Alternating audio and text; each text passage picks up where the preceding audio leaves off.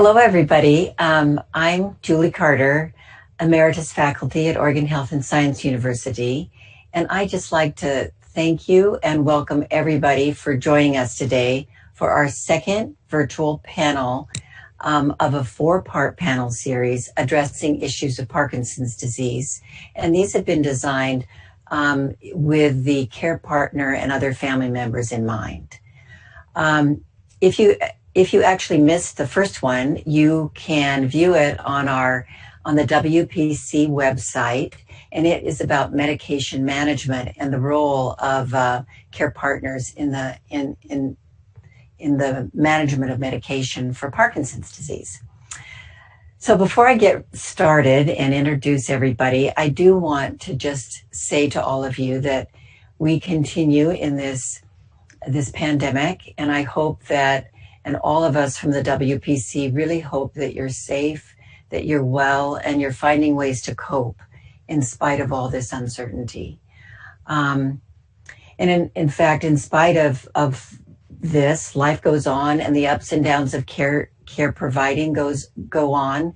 And we just hope that this series gives you something to help you during this time, and also more than anything to let you know that we care about you and you're not alone in this Parkinson's journey. So with that, I want to remind the listeners that when you come today, you're coming from all different perspectives. Some of you have lived with this disease for a long time. Some of you are new to this diagnosis. And you all have different experiences, not only physically, but emotionally and experientially. So when you listen to the panel, maybe for some of you, some things you will already know, but just know that there are people that this will be completely new to them. And I am sure, we are all sure, that no matter where you sit, you will find something really valuable in this next hour. So I should let you know that there are over 600 people signed up for these series, and that encompasses 25 countries. And within those participants, there are care partners, of course, and other family members, people with Parkinson's disease, and also a whole range of healthcare professionals. We have doctors, nurses, all the range of rehab specialists, and even some pharmacists. So to all of you, welcome. Today, we're going to be discussing mental health and Parkinson's disease, and specifically the role that family members and care partners have in the mental health issues of PD. Partnership is so important in managing any chronic illness.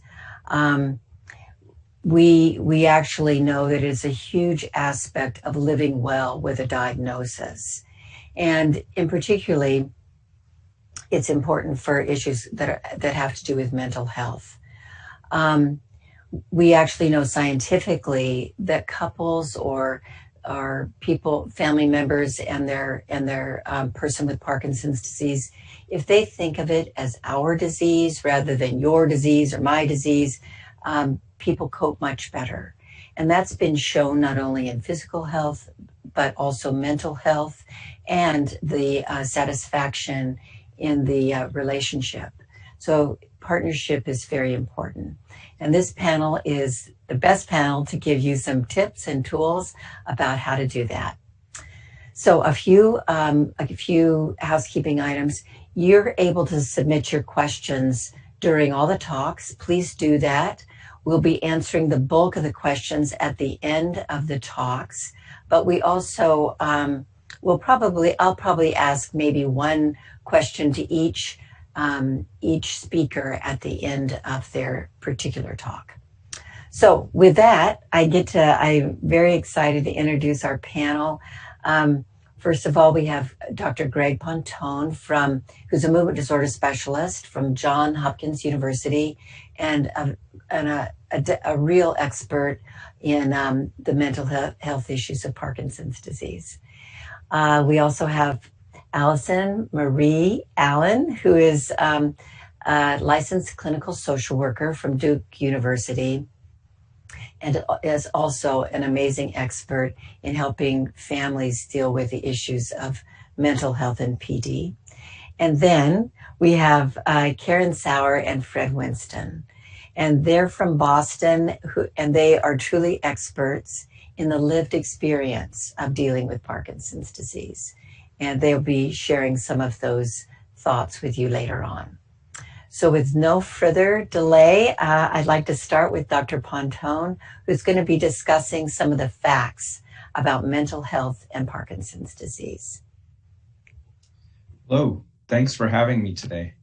I want to start by briefly outlining the most common types of mental health issues that might come up in a person who's suffering from Parkinson's disease.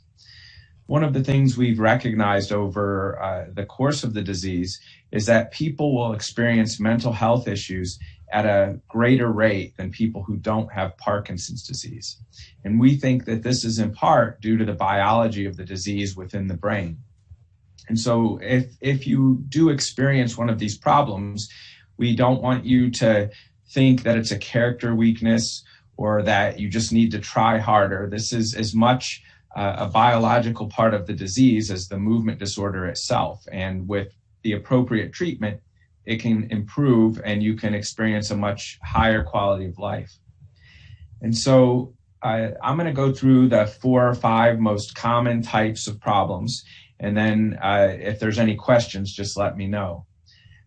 Probably the one that comes to attention most often is anxiety. And that's because at least 1/3 of everyone suffering from Parkinson's will experience an unusually high level of anxiety at some point. Now, that anxiety can be a sense of mental worry or rumination, or it can be experienced as physical symptoms. So people will complain of feeling tense, or they'll feel a fluttering or what we call palpitations in their heart. They might pant when they breathe or feel as if they have trouble catching their breath. They might sweat, and their tremor may be increased at the times they experience this type of physical anxiety. Now, the other thing that's really important about anxiety is people will often retreat from life. They'll avoid things that make them more anxious. And nothing worsens a situation faster than isolating yourself and withdrawing. And so we have to stop that snowball effect. So when we notice anxiety, we're going to encourage people to stay out there and to put themselves in social situations. But it's difficult because they might feel uncomfortable. And so one of the things that we've also noticed that's maybe unique to Parkinson's is that this feeling of discomfort and lack of being capable will often cycle with the fluctuations of the Parkinson's medication. So most often people will take a Parkinson's medication, L-Dopa, for instance, levodopa, and it's absorbed and they'll feel better. And as it wears off, they might start to notice their symptoms return, or at that point, sometimes people panic or feel very anxious. And recognizing that pattern to anxiety is very important. And so when people experience anxiety and Parkinson's, we often ask them to journal their anxiety and what triggers it or what's associated. And that's probably one of the most helpful things you can do to help your doctor figure out how to treat and identify the type of anxiety you're having. Now, in terms of treatment, if it's related to that off and on fluctuating course of your Parkinson's medications, sometimes it's as simple as correcting that with the prescribing neurologist, getting things to flow more evenly with your dopaminergic therapy. Other times, the association becomes more entrenched and you need things like cognitive behavioral therapy to help uncouple that feeling of worry and anxiety from different situations. And then medications, most often antidepressants are a good choice. They work both for depression and anxiety. Occasionally people will use benzodiazepines, things like Ativan and Valium, but these should be used, if at all, for short periods of time because they can increase the risk of falls and sedation. So again, there's many good treatments for anxiety out there, but you first have to recognize it and find out what's triggering it to really treat it effectively. Now, the next most common type of problem people with Parkinson's will have with their mental health is depression, and that's a biggie. In fact, one of the largest ongoing studies of Parkinson's disease, the Parkinson's Outcome Project, has found that the adverse impact of depression on quality of life in Parkinson's is almost twice that of the movement symptoms themselves. And so that there's kind of a double meaning to that message. It's bad, right? Because if you have it, you have a worse quality of life, but it's good because if you treat the depression, your quality of life is going to improve significantly. And one thing I will say is of all the things I've mentioned, depression is among the most treatable symptoms you can have in terms of mental health because we have great treatments that are usually well tolerated by people. Now, here's the trick though with recognizing depression. So sometimes it's misattributed to the Parkinson's disease itself. And so people will say, well, they've just got the, sort of blunted facial expression that comes with Parkinson's, we call masked faces. And they'll say, oh, or geez, if you had a disease like this, wouldn't you be depressed? Well, this is a bit different. This is a type of decreased function that doesn't even necessarily have to come with sadness. So people will say, well, how can I be depressed if I'm not sad? Well, the way that's recognized is people will not be pursuing their normal hobbies or interests. They're just uninterested, or if they're forced to, if their spouse or caregiver says, hey, you really have to do it, they don't enjoy it. So there's a decrease in their ability to pursue and enjoy the things they normally pursue. And you may ask them, are you sad? And they may deny that, but that is still one of the cardinal symptoms of depression, is that sort of withdrawal from life or that lack of ability to experience pleasure. We call that anhedonia. Now, the other thing we've noticed about depression is it's not just about emotion. And studies in Parkinson's specifically have shown that if you are actively depressed, you think less effectively. So your problem solving and ability to pay attention and focus on things are lower. And you also function physically at a lower level. Now, again, the good news there is that if you treat the depression, cognitive and physical functioning will also improve along with the emotional state. Now, treating depression, there's talk therapy, that cognitive behavioral therapy I mentioned for anxiety is also very effective. And there's some very effective and well-tolerated antidepressant medications.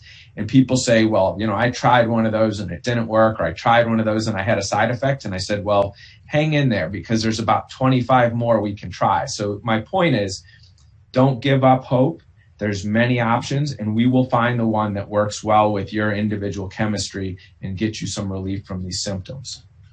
Now, another symptom, a mental health symptom that's very close and often confused with depression is apathy.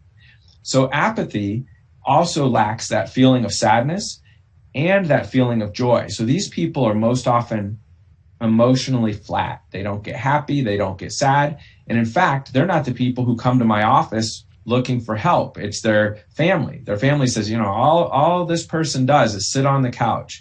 They're not interested in anything. If we drag them along, they sit there in a corner and they have no initiative. They're not curious. They're not affectionate. And that's really hard to watch in a loved one. And oftentimes we see this in people who are also experiencing some cognitive decline. And so the important part of apathy is that it's different than depression. And so if you're trying to treat someone with an antidepressant and you're not getting any improvement, it may be because they've actually got apathy, and that requires a different type of treatment. So most often for apathy, and this is backed by the Movement Disorder Society's research, we use a type of medication called acetylcholinesterase inhibitor. Okay, things like Exelon is the one that's FDA approved in Parkinson's. So again, there's a treatment for this, but you have to be able to distinguish the difference. Okay, and I think for me, the most telling difference is, someone who's depressed, even if they're not sad, they're going to be hopeless and negative. Whereas a person who's apathetic, they can't be bothered either way. They're just zero emotion on the good or bad side. Now, they might get a little irritable if you try to get them off the couch, but that's a little different. Now, this next type of mental health problem is almost the polar opposite of apathy.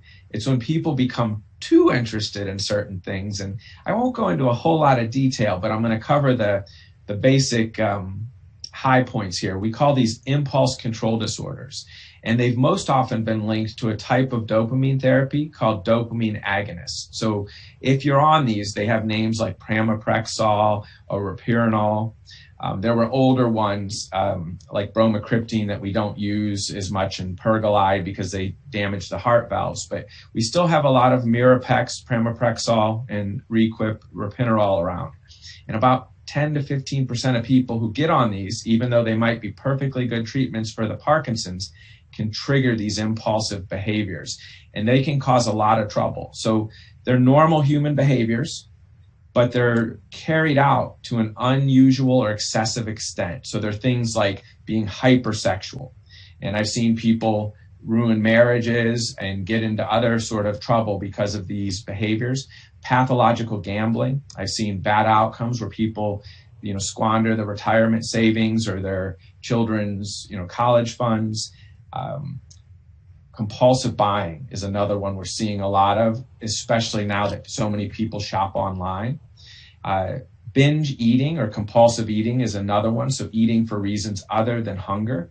And again, these are very driven. They're beyond what you'd see even in a person who's, momentarily having a good time. People may gamble recreationally and have a really good time and spend a little more than they normally would. But this is a sort of repeated pattern of this behavior that causes problems.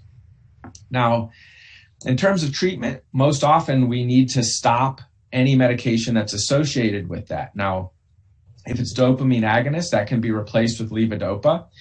If it's the actual levodopa that we need to treat the motor symptoms, then we have to do something beyond that. And unfortunately, that's a type of treatment we're still working out. There's no evidence-based treatments for these impulse control behaviors yet, but there's some great behavioral interventions that basically include blocking the patient from pursuing the behavior, maybe cutting off access to the accounts in the case of pathological gambling or spending. And again, bringing it to the awareness of the treating physicians, very important, okay? Because often people are really ashamed of this. And like I said at the beginning of this spiel I'm giving, this isn't your fault. This is something that comes with the biology of the disease, just like the bradykinesia and tremor and rigidity that you experience. Now, the last one is more common in people who had the disease for a while and have a little bit more of a longer duration of Parkinson's. And that's what we call the psychosis of Parkinson's. And really what that is hallucinations and then a thought disorder that we call delusions, okay? Now, let me start with the hallucinations. Most often, they're visual in nature, where you see something that no one else sees. And these can be really sophisticated. Oftentimes, people will tell me they see a group of people standing in their house that no one else sees. And maybe the people are doing something. Sometimes people are really frightened the first few times they see this because they look very real and they think, what are these strangers doing in my house? Other times, they look very familiar. They'll be like my sister, but my sister lives in Boston and I'm down in Florida. Why is she here? And so it can be non-distressing. But the point is that if it's the first time you've had an experience like this, you don't want to panic, but you do want to let your doctors know, because oftentimes it can be linked to a new medical issue that can be addressed. And sometimes, at least temporarily, the hallucinations will go away if you treat the medical condition, and you don't want to miss that. Other times, they're going to be more chronic and they're part of the disease.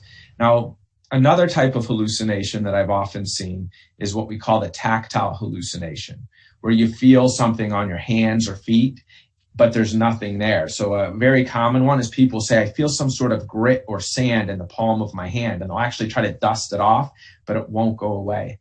And again, if you feel something odd like this, let your doctor know, and there are treatments that can help. And then just really quickly, I want to talk about the delusions, which formally are a false, fixed, idiosyncratic belief. And they're not always strange. So, occasionally people will say they believe something really odd, and it's easy to know that it's not true. But often it's something like they're worried the neighbors are up to something in the yard, or that their spouse is being unfaithful. And these are a little harder to decode, and you really need to go in there and talk to the whole family and figure out, first of all, is this delusional? And if it is, then you have to have very candid, open conversations. Now, once these symptoms are present, if they're chronic and distressing, we do recommend treatment. And most often, these treatments are one of three things: quetiapine, which is brand name Seroquel; clozapine, which is Clozaril; or a new one, which is probably the best tolerated, pimavanserin or Nuplazid. And those are really the only safe options in Parkinson's disease, and I can answer questions about those, but these are very commonly prescribed. And again, you don't necessarily need a medication if these things aren't upsetting or causing problems. And so that's the other point that I'd bring up, is that not everything requires a medication, because there's some great behavioral and talk therapies for all of these things. So I'll stop there and then see if there's any questions. Well, thank you very much. That was an incredibly perfect overview of the mental health issues of Parkinson's disease. Dr. Pontone, one question, then we'll save the bulk of those for the end. But if a care partner notices that their loved one is experiencing hallucinations or delusions, what would you suggest would be their first, second, third steps? Yeah, so like I said, the first step is always don't panic. But the first step, in my opinion, is to make your doctors aware. And that's not just your neurologist. That might include your primary care physician, because let me give you one of the most common scenarios. Is the first time many of the people I work with who suffer from Parkinson's have a hallucination is either because they've started a new medication or had a dosage increase, or they've developed a small infection like a urinary tract infection. And when you address that, sometimes these hallucinations go away. So that should be your first stop, is to investigate for reversible causes. Now, the second step, as the caregiver, is just really to investigate, are there triggers, just like with the anxiety? Sometimes it's in low lighting. So is it happening mostly or exclusively in the evening, right? Sometimes is something as simple as keeping the house better lit, better lighting at night can help with some of these visual hallucinations. The other thing we've noticed is when people have unfocused or unstructured time and they're alone, they're more likely to hallucinate. And that's not just in Parkinson's, that's across disease states that are associated with psychosis. And so keeping yourself active and engaged socially and intellectually is protection against these type of symptoms. All right, thank you. That's very helpful. So now I'd like to introduce Allison Allen, who is going to talk about tips and tricks for managing mental health issues in Parkinson's disease. Thanks for that.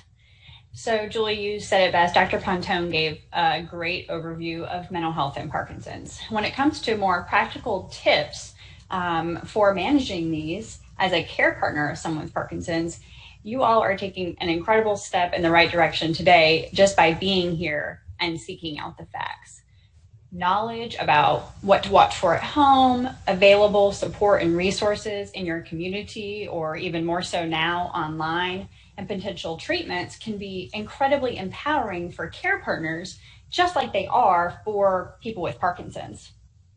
And we know, as Julie mentioned earlier, that approaching Parkinson's disease, and particularly mental health symptoms inside of Parkinson's disease, as a team of care partners and people with Parkinson's, in collaboration with your providers, is going to give us the best results when it comes to your health, but also for your relationship.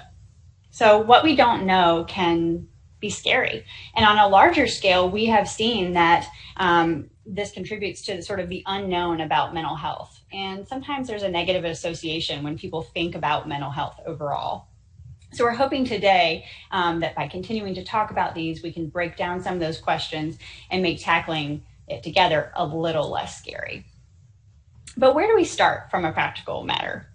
So Dr. Pontone talked to us about what to watch for, what we are looking for when it comes to mental health symptoms in Parkinson's. Research tells us that mood symptoms can lead to a decrease of quality of life for people with Parkinson's, and even more so than motor symptoms. So my goal here, and your team's goal, is to help you to stay ahead of it and to know when to say when to seek help.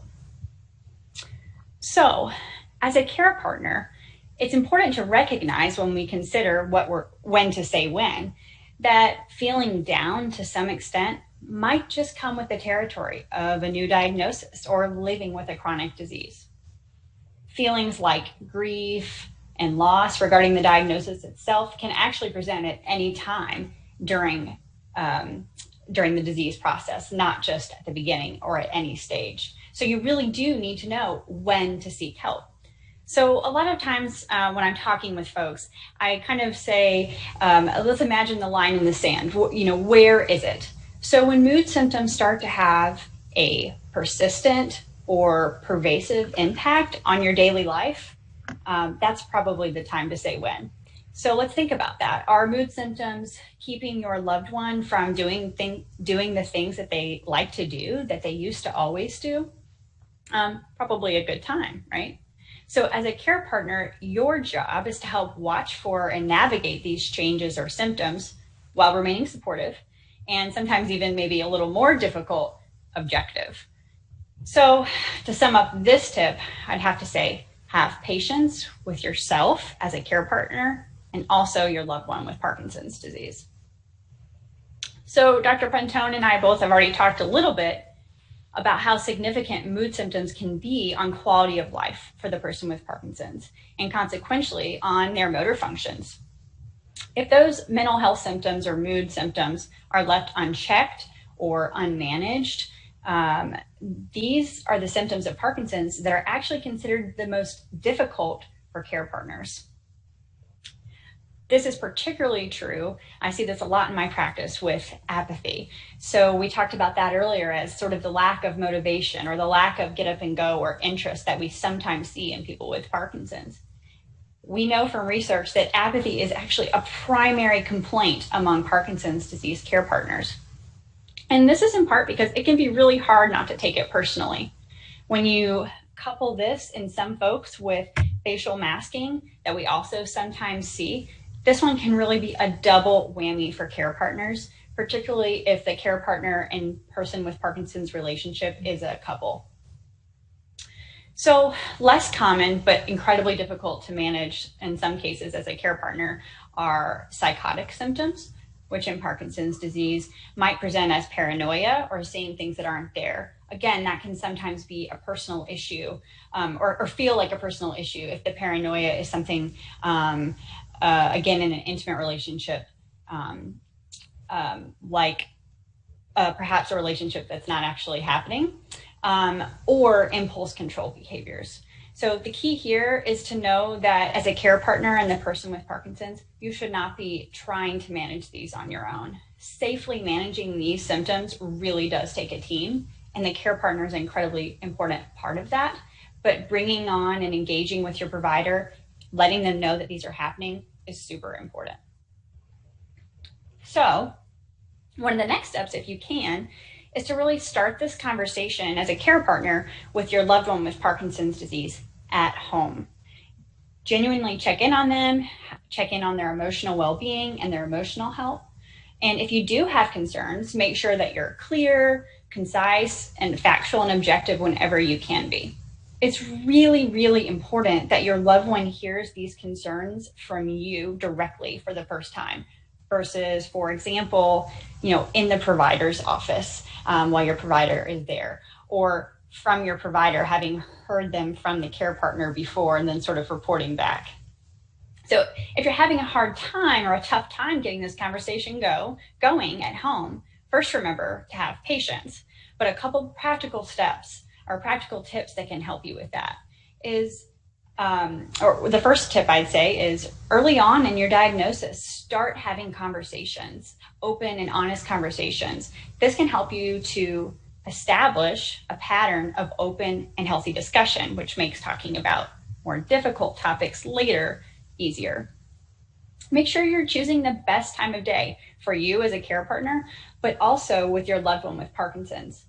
This means you might need to consider on and off times or fatigue that may come later in the day for some people with Parkinson's. We really recommend scheduling a time to talk about Parkinson's so that it doesn't overwhelm all the good things in your life and seep out all throughout the day. When you're having the conversation, eliminate distractions. As a care partner in all situations, I like to remind folks to be mindful of talking over the person with Parkinson's and not making assumptions.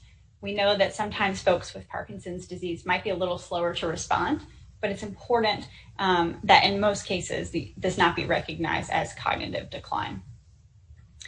Having these conversations at home can make it easier to have these later on with providers or other people as necessary. So the next set of tips has to do with just that, talking with your provider. We know that as common as mental health symptoms are in Parkinson's disease, your provider may not always ask you about them, and they might be waiting for you to bring it up. If you don't, they might actually assume that this is a non-issue. But I want you to remember how important it is to do this. There is hope. There are so many options for safe and effective treatment. And this is one opportunity where your care team can truly alleviate or hopefully improve some of the difficult symptoms you're having. So a couple ways to make sure that that happens. We always recommend for care partners that you attend those specialty visits with your loved one. During those visits, you can be a support and an advocate for them by helping to make sure that the challenging topics do get brought up. But again, being mindful not to speak over your loved one with Parkinson's. If after you have this conversation with your provider, treatment is recommended, it's important for care partners to remember that therapy or many pharmacological interventions might actually take time for noticeable improvement. You may also need to remind your loved one with Parkinson's of this if they become discouraged. Another key role for care partners when any type of treatment is initiated is to monitor closely for side effects, and in particular with some of these pharmacological interventions for worsening mood as well. So tackling Parkinson's disease symptoms together as care partners and people with Parkinson's is an ideal approach, but that doesn't mean it's not hard. It can certainly be taxing. As a care partner, we can't have this conversation without reminding you how important your own self-care is. The very definition of being a care partner touches on the relationship, or touches on the fact that this relationship is really a two-way street. So you're partners in this together, no matter the type of your relationship. So I'd like to make sure that you remember to keep some love and energy for yourself and for your own well-being. This means that you might need to consider what your own care team looks like. Would a mental health provider, counselor, or therapist be helpful for you? Oftentimes, support groups are a first step. Support groups and connections within the Parkinson's disease community can be mutually beneficial and really fabulous tools. And now more than ever, if you don't have one locally or in your area, there are so many virtual options. You'll see some groups out there just for people with Parkinson's, some for care partners of folks with Parkinson's, and others that are mixed groups. So you can really choose which fits your needs best. So equally important to that Parkinson's disease community are natural support systems, which would include your families, your friends, and your neighbors outside of Parkinson's. Make sure you have protected time to continue those important relationships. We talk a lot about routine when it comes to people with Parkinson's, but this is also true for care partners. This can help you to make sure that you have time to engage and to visit with those people outside of your Parkinson's disease community. If you need to talk about Parkinson's disease, as I mentioned before, block off some time, do it, and honor your own time limits. So taking care of yourself is always important as a care partner, but as we've mentioned before, it's especially important if your loved one is struggling with mental health symptoms. This is true so that you can both be there for each other in the long run. Sometimes people feel guilty for focusing on themselves, but filling your own take ultimately will lead to you being a more present and engaged care partner. Remember, both people with Parkinson's and the care partner have a responsibility to protect that original connection or relationship that brought you together.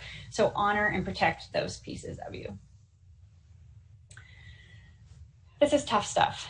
Challenges to your own emotional well-being are real concerns when it comes to care partnering in Parkinson's. So I'm going to end by reminding you to watch out for caregiver burnout. Caregiver self-assessment tools can help you to clarify where your greatest needs are. There's a really good example of a standardized assessment tool in the Parkinson's Foundation's Caring and Coping book if you need one to get started. Feelings like shame, guilt, anger, and loss can come up at any time in your care partnering relationship, and this is totally normal. But if those feelings start to escalate or become overwhelming or change into more feelings of hopelessness, it's time to reach out for help. Talk about what you're feeling with people that you trust or professionals to help you stay ahead of caregiver burnout. So I can't mention it enough, but care partnering can be rough. But more importantly, it can be fulfilling and rewarding and meaningful. It might not always be exactly perfect, and you should remember to be forgiving to yourself, but remember you're not alone, and we are all in this together. You totally deserve a pat on the back for living with Parkinson's and coming here today and showing up for others. That's all I've got. Thank you very much, Allison. So one quick question. You mentioned you talked a lot about communication between care partners, and also that sometimes the change in facial expression, facial masking, diminishes some of the nonverbal communication from the person with Parkinson's disease. Have you found a therapy or a program that would really help with this problem? Yeah, interestingly, in our center, we're really fortunate to have a great speech pathologist. So in Parkinson's disease, speech pathology has a couple specialty programs. The Speak Out program and LSVT programs actually both work on facial expression. They work on not only the muscles, but actually the communication part of that.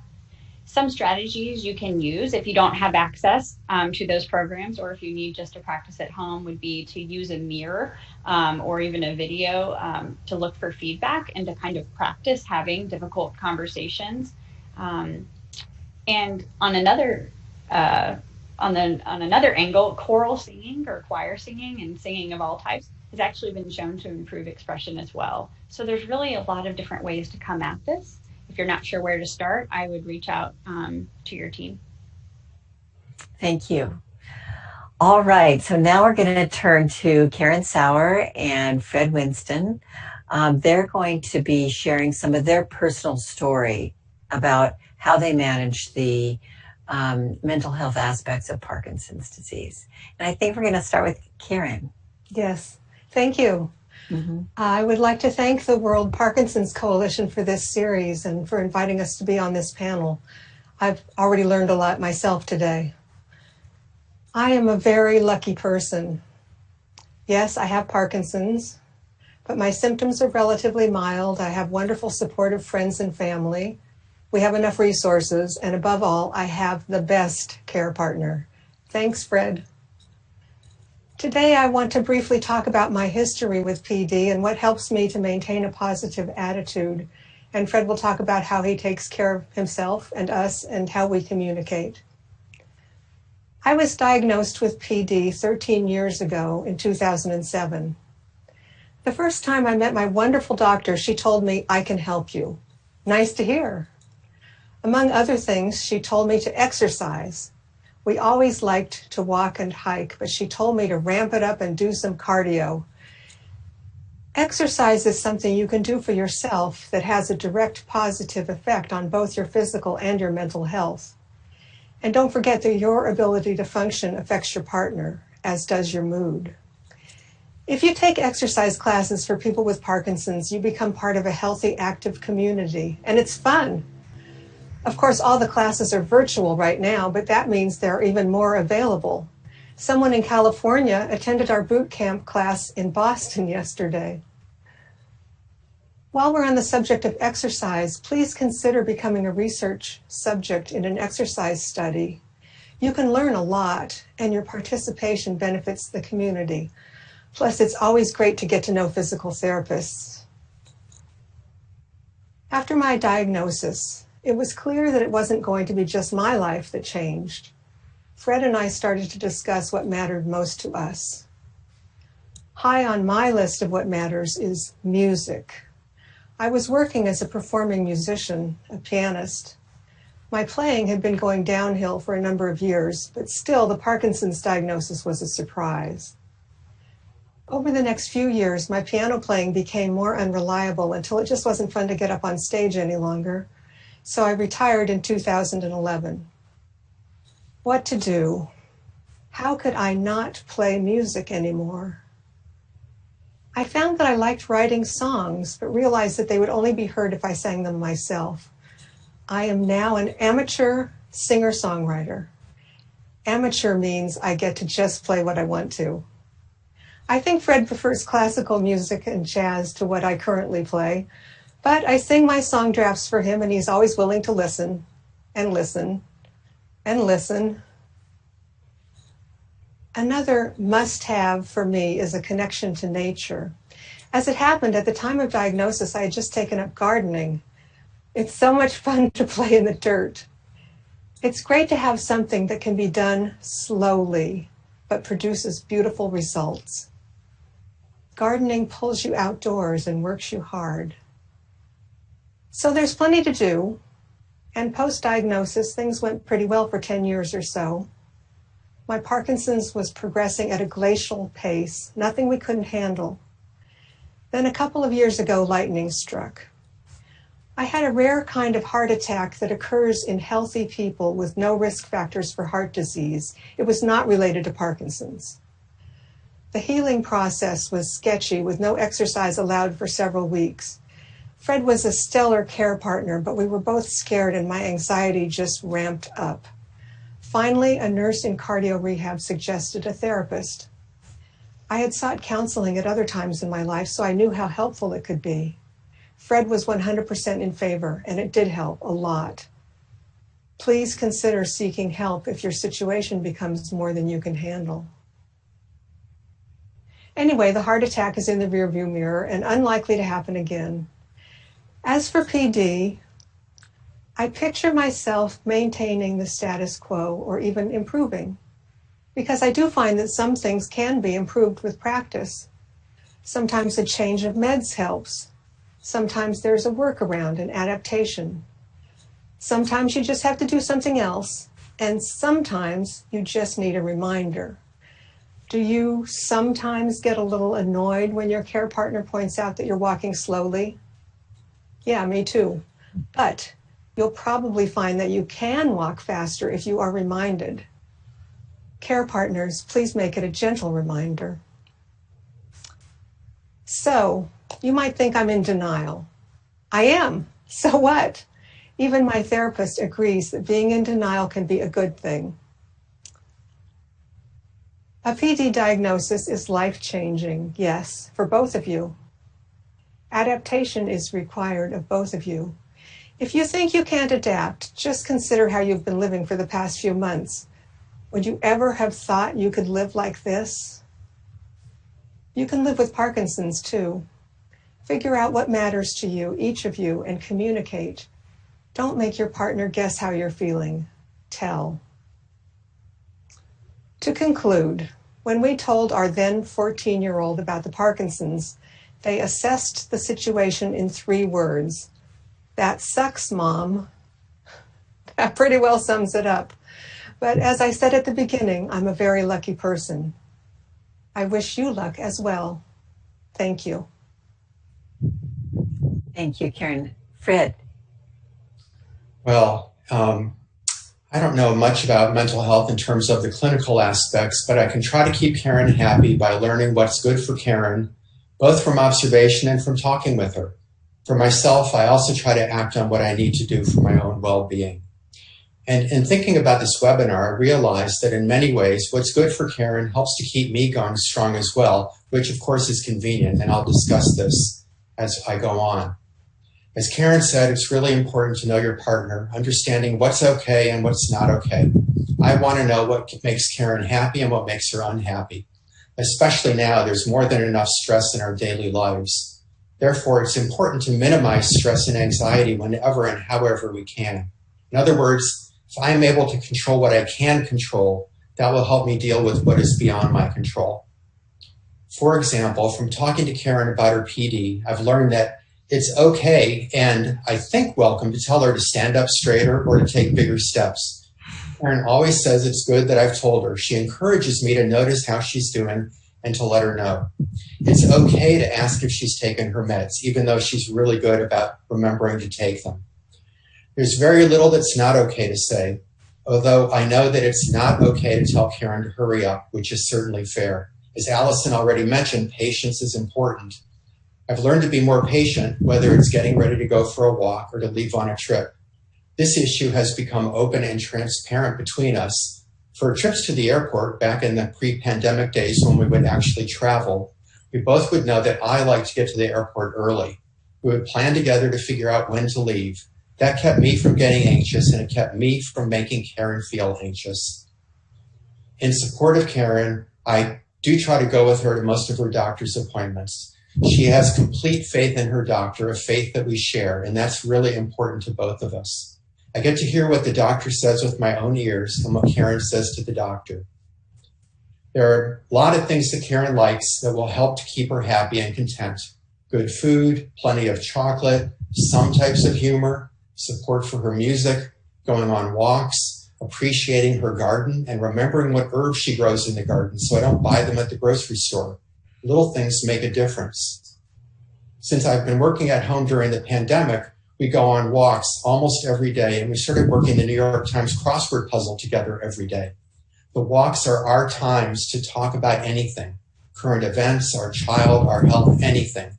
And as of today, we're on a 25-day streak of completing the New York Times crossword.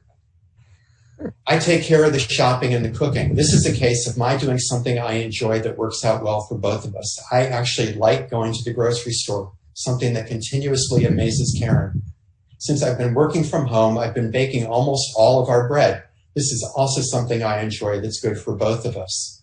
Also, we eat well. We don't eat too much meat, and we eat lots of fruits and veggies. We're not vegetarians, but we are conscious of what we eat. We eat healthy foods, mostly, assuming you consider butter to be a healthy food. For my own mental health, Karen helps a lot because I get positive feedback from her about what I do. She never complains about anything I make. She always says, oh, this is really good. When I say, because I like to make a lot of leftovers, is it okay to have this dish for the third night in a row? She always says yes. She thanks me for listening to her songs, for going on walks, for cooking, shopping, whatever I do. Also, something that's really important, Karen does not complain about her PD. As I said, she's great about taking her meds. She works hard to exercise, and this is a big help to me and my mental state.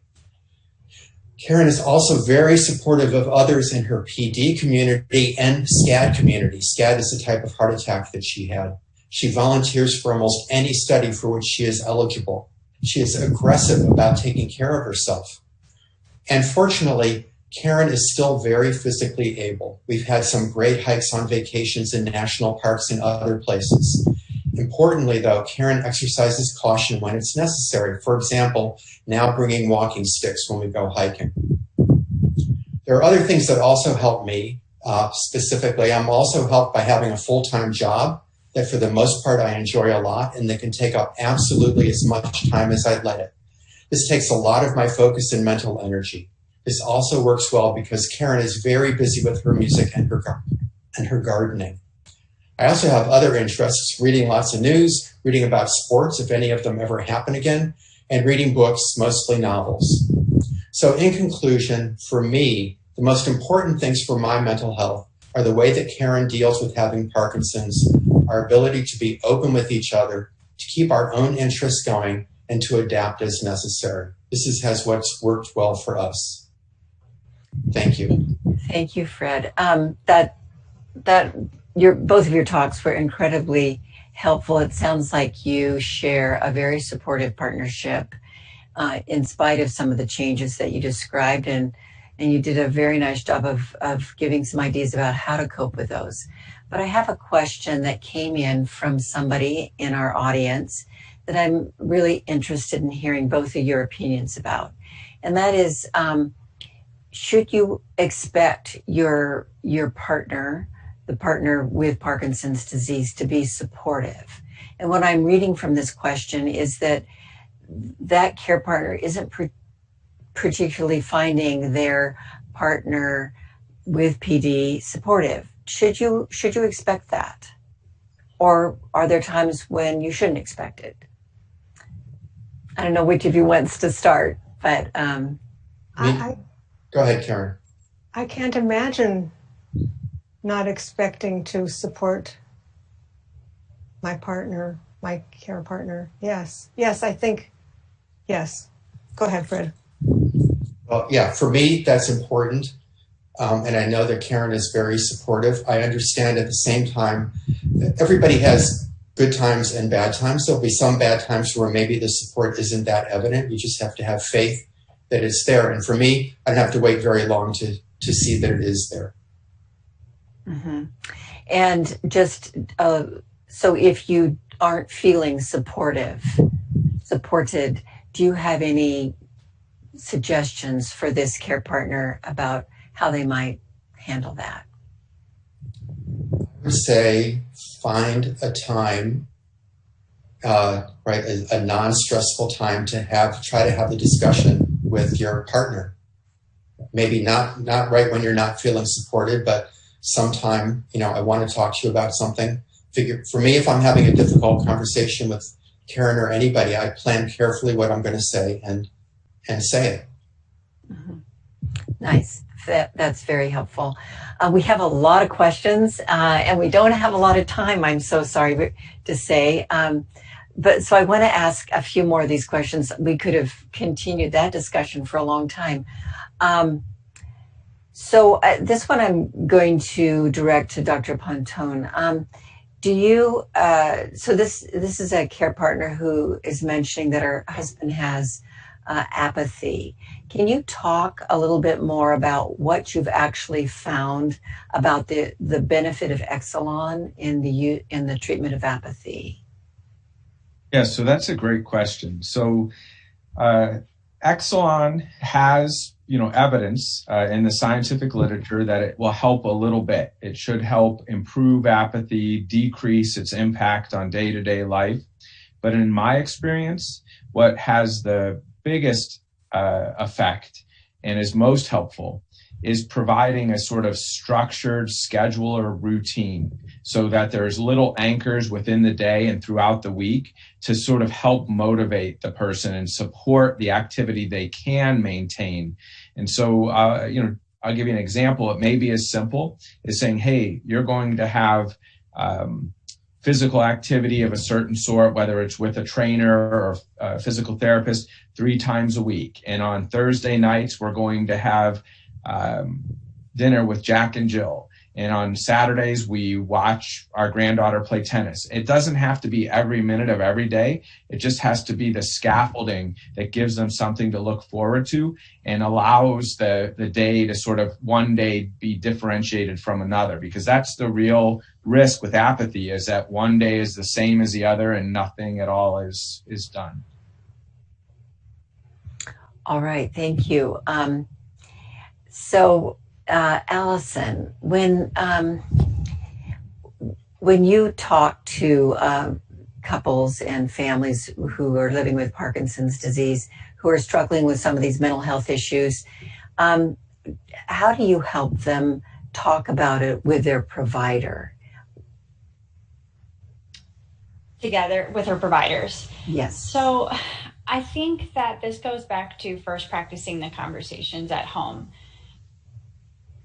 I can't stress this enough, but making sure that you're open and honest with each other about what your concerns are. You don't want to be catching your loved one off guard, right? This is true whether you're the person with Parkinson's or the care partner, or in any situation. You don't want to be catching someone off guard when there's a third party there, specifically if it's one of your providers. Dr. Pontone mentioned using a journal or keeping track of things. I think that can be a really great tool to making sure that you have objective information about what's really going on, particularly if there are different opinions about how bothersome or how intrusive the symptoms are. You can always, these days, send your provider a note in advance via MyChart, for example, and let them know, hey, I want to talk with you about this. Providers are short on time. And I mentioned before that if you don't bring it up, they may assume that it's a non-issue. And you certainly don't want to be having an appointment be ending and have to make a big statement or a big concern, sort of a doorknob statement on the way out, and then risk not having enough time to talk about it. So those are a couple of things that you can do. Thank you. So Dr. Pontone, a couple of related questions. One of them is, do you see delusions becoming more extreme as the disease progresses? And a second part of this question is, with the pandemic, have you seen different mental health issues increasing in people with Parkinson's disease? So, I think that one thing I should add, they specifically asked about psychosis, but so I broadened it to all mental health issues. Yeah. So I guess the first question about, do I see a pattern where delusional concerns or delusional beliefs are more common with advanced disease or more problematic? I do think that delusions are a little more common as the disease advances. But I've also seen where there'll be a delusion that's problematic at one stage of the disease that then becomes a non-issue later, almost as if it fades away. Now, I think it's more likely that there's a higher prevalence of delusions later in the disease, but I think there's some hope, though, that even if something really is bothersome, they can let go of it in the future. And I've seen both scenarios. In terms of the impact of the coronavirus so far, I think, in my practice here in Maryland, we've been very fortunate. Most people have done a pretty good job, but in people who lack social support, we've seen a lot more of almost everything. People who are isolated are having more trouble with psychosis, hallucinations and delusions, and a lot more demoralization that then leads to depression. And so, it's one of those things where the things we encourage in good times are especially true during the coronavirus. You really need to find a creative way to stay socially connected. We know that almost every type of mental health issue becomes worse when people are socially isolated and inactive. And that's, this is the perfect scenario for that to happen. And so that's probably the main message here is just stay connected and stay active. Even if you can't go out and do all the things you've normally done, having some sort of routine or structure to your daily life is probably the most important thing you can do. That's such good advice. And this is such an important topic in general. I'm very sad that we don't have more time. I want to say one thank you quickly, which is to our sponsors. I forgot to do this earlier, and I wanted to be at the top of the list. U.S. World Meds and Adamas Pharmaceutical have both underwritten these seminars, and we couldn't do it without them. Thank you, thank you, thank you from the bottom of our hearts. And the very end, I'd like each of the panel members to give us one takeaway for key point and takeaway. Do you want to start, Dr. Pontone? Sure. Yeah, I think the most important thing is that, these mental health issues are very common in Parkinson's disease, and the real key are to identify them early and seek treatment and remain hopeful. I mean, we have good treatments for all of these conditions. Allison. Yeah. So the connection between mood and motor symptoms in Parkinson's disease is just undeniable. And we know that if mood symptoms are left unchecked, that this can lead to a decrease in quality of life for the person with Parkinson's, which adds to the difficulty that a care partner may experience. So for that reason, it is so important to stay ahead of these symptoms and manage them, stay ahead of them so that you can take a proactive step toward protecting yourself as a care partner and combating caregiver fatigue. And Karen, and then Fred. Figure out what matters to you and communicate. Don't make your partner guess. And we communicated about this, so mine is similar. Observe your partner, communicate with your partner, and adjust as necessary. Thank you very much. And so again, thank you to our sponsors. Thank you to all of you who are viewing, and also thank you to our amazing panel. You guys were just terrific. And I want to remind everybody that we have 2 more virtual panels. The next one will be on September 14th at 3 p.m. Eastern Time. And it's going to be about cognition and Parkinson's disease. We had many questions that were related to this. So on this one, so please tune in for the next one. And hopefully some of those will be answered. Thanks again. I'm glad you came.